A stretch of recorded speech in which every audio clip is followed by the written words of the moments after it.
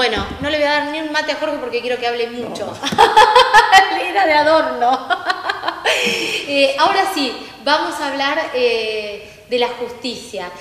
A mí, cuando yo veía este aplauso de repudio a la justicia, que la verdad es que no pude ir por una cuestión horaria y estaba laburando, pensé en vos, Jorge.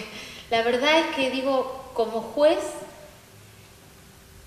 como integrante del Poder Judicial, un poder que debería ser como muy honorable o que nosotros como sociedad tendríamos que tenerle al menos confianza, respeto sería lo ideal, pero confianza también.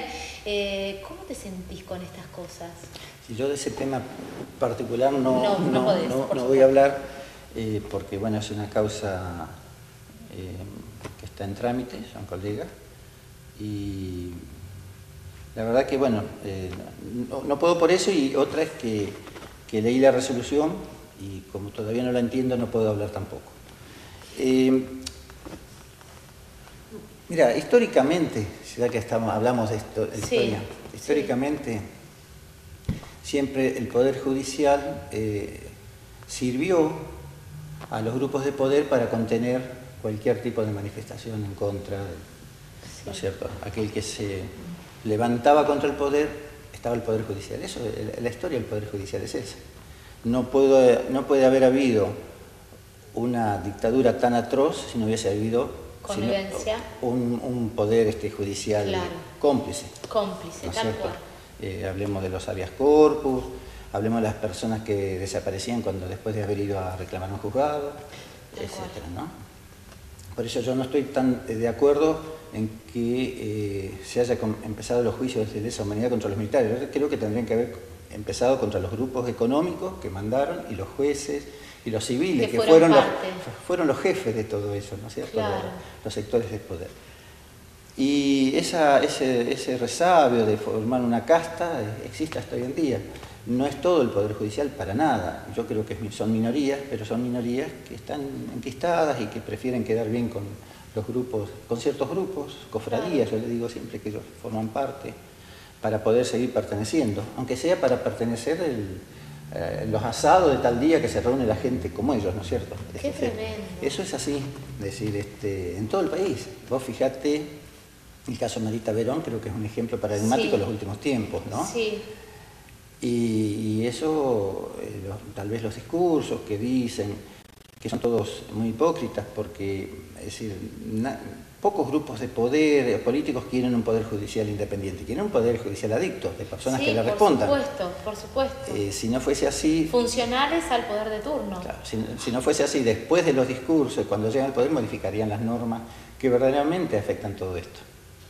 Ahora, vos viéndolo, porque además de ser juez, sos un ciudadano, tenés una vida común y estas cosas que suceden, me imagino que vos estando dentro del Poder Judicial ves muchas más cosas que nosotros, que las podemos imaginar, pero ¿vos confiarías en la justicia si tendrías que ir por algo como ciudadano común? La pelearía mucho, o sea, a ver, yo confío en muchos integrantes del Poder Judicial, ¿no? Estos son minorías los que te hablo de estos grupos de poder, ¿no es cierto? Sí. Que se rindan al poder, que se rindan al poder político. Eso, mirá en cualquier diario y te vas dando cuenta, algunas resoluciones que van ocurriendo, ¿no? Estés o no estés de acuerdo, pero medidas en cada provincia a favor o en contra del gobierno que se encuentra, por ejemplo, medidas que son de interés público. Eso ocurre. Lo que hay que hacer, me parece, y también se sacó esto de la democratización de la justicia, que es demagógico, porque la justicia es un poder democrático, está en la Constitución. Entonces, no hablemos de democratización de la justicia. Hablemos de modificar y con mayor participación popular en todo lo que se refiere a la justicia. Porque en definitiva, la comunidad, digamos, es la empleadora nuestra. Es la que nos paga con sus impuestos nuestro sueldo. Entonces, participación en la elección de los magistrados, en los controles. En el Consejo de la Magistratura. Y incluso, no hablo del juicio por jurados, sino la inclusión en los tribunales de representantes de la comunidad. Dos letrados y un representante de la comunidad. Por ejemplo, como ocurre en algunos países. O sea, esto no es novedad. Ahora, ¿estamos maduros para eso como sociedad? Ese es otro tema, ¿no? Nosotros por ahí estamos ahora estamos discutiendo el Hipolitatsky, entonces, claro. Entonces, ¿no? Es decir, por ahí no sé si estamos tan maduros, pero bueno, hay que trabajarlo y hay que asumir la responsabilidad. Tal vez cuando asumas la responsabilidad comiencen más a madurar. ¿Vos sentís que hay jueces que tienen miedo de tomar ciertas hay jueces que miran el diario el día siguiente. Hay jueces que responden a determinados grupos de poder económico, mediático. Eso es cierto. No es general, tal vez son en minorías, pero existe, por supuesto que existe. Por supuesto que existe. Y han existido. Y vos como juez, ¿qué sentís cuando vas por la calle? ¿Existe eso como pasó con los políticos hasta hace poco tiempo, de decir, estaban mal vistos? ¿Hoy vos creés que la justicia está mal vista por la sociedad? Sí, nosotros tenemos un gran descrédito y eso nos molesta a todos. Debe doler, porque... En nuestra función cometemos errores, por supuesto, somos humanos, pero el tema es si cometiste los errores respondiendo a algún interés o cometiste el error como ser humano, y bueno, esa es la diferencia, ¿no? Es decir, si estás respondiendo a algún poder o sos un ser humano que hace algunas cosas bien, otras mal, como todas las personas y en todas las profesiones de oficio, ¿no? Te haría 300 preguntas, pero están como muy relacionadas con un tema puntual y las contesto, ¿no? No te puedo hacer tantas preguntas, pero te hago una pregunta. La prisión preventiva, ¿cuándo se da? La prisión preventiva... Digo, legalmente, técnicamente, Bueno, nosotros tenemos, esto es una teoría mía que escribo siempre en la resolución. Nosotros tenemos un código de procedimiento que te dice cuándo se debe dictar la prisión preventiva y cuándo se debe excarcelar. A raíz de una serie de tratados internacionales que firmó el país que hay que aplicar, doctrinariamente, doctrina judicial, o sea, resoluciones, la Corte, de ahí para abajo, se modifica esta situación y entonces queda en una nebulosa. Yo digo que siempre hay que dictar la prisión preventiva y escarcelas cuando no hay peligros de fuga o entorpecimiento de la investigación. ¿Qué es lo que ha pasado en la provincia? Te digo. En general vos aplicás esto, la prisión preventiva, y decís puede entorpecer porque puede coaccionar al testigo, etcétera, etcétera. En general se dan este tipo de delitos, robos de sectores de menos poder económico. Sí. Que es cierto que pueden molestar, claro, que pueden presionar, eso es cierto. Claro. Pero vos fíjate que los casos en que luego se han profugado, se han apartado, se han ido, no han respondido a los llamados de la justicia. Son los pobres. Tenemos los casos de un hombre, por ejemplo, en San Antonio de poder económico, condenado con condena firme por abuso sexual, el de Bariloche, tuvimos a un juez que fue condenado que se fue a España. No sé dónde estaba, pero sí prófugo porque tenían poder económico. Claro. Entonces, volvemos a lo mismo, es decir, nosotros pensamos siempre pensando desde el lugar de los delitos que cometen los sectores más vulnerables y que son violentos los delitos. Claro. Violentos físicamente cuando hablamos con armas y eso. El otro tipo de violencia, la violencia sexual o otro tipo de delitos, muchas veces nosotros como que no es tan importante. Pero es tremendo eso. La otra vez hablábamos con nuestro asesor legal en lo penal en la radio y nos contaba diferentes casos que son tremendos. Hay este caso de Piombo y Pero bueno, fíjate que en eso... Pero tenían otro caso, los mismos. Sí. Que el abuso sexual lo veían como algo no tan grave. Porque Hace le bajaron poco, la condena a que... un padre biológico que violaba a las dos nenas. Sí, porque hay toda una concepción machista de esto. Pero es tremendo. Y estos sectores que te hablo, estos grupos de poder, ellos ejercen el poder. Yo puedo hacer esto, yo puedo hacer lo otro, yo puedo tomar un cuerpo. Es una concepción desde el poder, ¿no es cierto? Lo tienen hasta justificado. Exactamente. Sí, es así.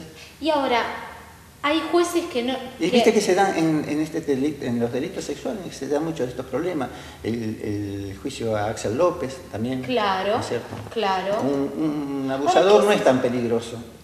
No, es tremendo, porque lo de Axel López fue terrible y además lo de Zaffaroni fue, yo sé que vos lo querés, sí, pero fue lamentable porque lo defendió. Sí, ¿Qué me vas a decir de eso, Jorge? Yo admiro a Zaffaroni, sigo su doctrina. Yo lo admiraba por hay cuestiones que no comparten. Claro. Hay cuestiones que no comparto. Claro. Bueno, en el tema de los delitos sexuales, esto venimos de hace años diciendo lo mismo. El abusador sexual en la cárcel es una señorita, es un hombre que no va a tener problemas. Trabaja, buen comportamiento, buenas las relaciones con todo, cumple todos los... Sí. El problema de él no es social, no es con las personas, es en la intimidad y generalmente con niños. A ver, generalmente viste que los abusadores, la mayor cantidad de los abusos son con niños. Con niños. Entonces ahí está el problema. Entonces lo que miramos nosotros siempre, principalmente, es el informe psicológico sobre eso, si ha recapacitado, si entendió el daño que hizo. A los últimos días rechazamos alguno, por ejemplo, un abuelo que decía, no, bueno, la nieta lo había seducido, entonces por eso, y él era hombre, y bueno, entonces por eso se abusó de ella. Es decir, eso es lo más importante. Hay como una cultura, hay que cambiar, es un cambio hasta cultural. Esto viene de la sociedad patriarcal, es de antigua data. Ahora, pero es muy loco que no sea repudiable por todos, que haya un margen de duda o un margen de decir, no priorizo los derechos del niño, de esta niña, no voy a hablar de cosas puntuales, pero digo, de un menor o de la mujer. Tuvimos una marcha hace poco, ¿no? Sí, de Ni Una Menos.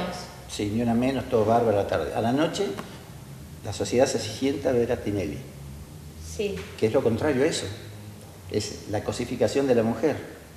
Yo puedo hacer lo que quiera con una mujer.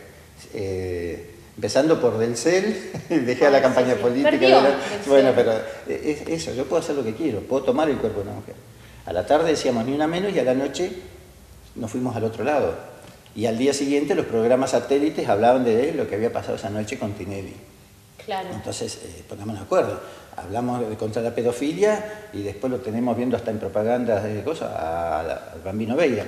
Entonces, nosotros tenemos que sincerar nuestros valores y bueno, ¿qué es lo que queremos? ¿Y qué vamos a mostrar? Y no justificar tanto. Yo he escuchado en torno al caso este que nos tiene tan conmovidos a todos, he escuchado hasta personas profesionales, gente que puede pensar bien diciendo, no, bueno, pero las chicas, hasta el mismo abogado de las chicas changueaban, una cosa tremenda, que tenemos que salir como sociedad a repudiar eso y sentir que los jueces no nos respaldan como sociedad, no todos, nos hace mal como sociedad, nos hace muy mal. Las chicas que changuean, no digo cuáles, no me refiero a la causa, sino en general, algunas conozco que han tenido problemas, la madre los ha abandonado, luego ha vuelto a la madre y se las han vuelto a entregar las hijas. Entonces estamos fallando. Hay un sistema que falla por todos lados. ¿Cierto? Entonces, es decir, una chica se changuea a los 12 años, ¿sí? Que ejerce la prostitución, nadie se va ahora a sorprender y decir no sabía, chicas de 12 años que ejercen la prostitución, y el Estado está ausente. Claro, ¿no es cierto? Claro. Y no lo decís de un modo despectivo ni mucho menos, son víctimas de esta sociedad y de este sistema. Eso te estoy diciendo, ella no puede entender lo que está haciendo. Además son menores, una nena de 13 años, 14 años, es una menor, vos estás abusando. Hace unos años tuvimos una causa de una niña que estaba prostituida, que trabajaba en un local, y nosotros en la resolución dijimos, acá estaban ausentes el Estado, y dijimos, ¿por qué? ¿Y qué organismo? No me voy a referir ahora, pero ¿qué organismos no habían trabajado? Del Ejecutivo, del Poder Judicial, una chica que estaba institucionalizada y estaba ejerciendo la prostitución. No, tremendo. Entonces, tremendo. A ver, no nos rajemos las vestiduras después, es el Estado el que no está protegiendo a la niñez, es el Estado el que produce esa violencia y esa chica a la larga, vos decís que va a hacer después, un día va a decir no ejerzo más la prostitución y me voy a estudiar a la universidad. Claro, no, es tristísimo. Yo te quiero decir que es triste que también la justicia, el Poder Judicial hoy en la provincia de Río Negro, a mi entender, también está generando violencia en la sociedad. Con estas resoluciones. Te lo digo con todo el dolor del alma. No hablo de esta resolución, pero un fallo injusto es violento. Exacto.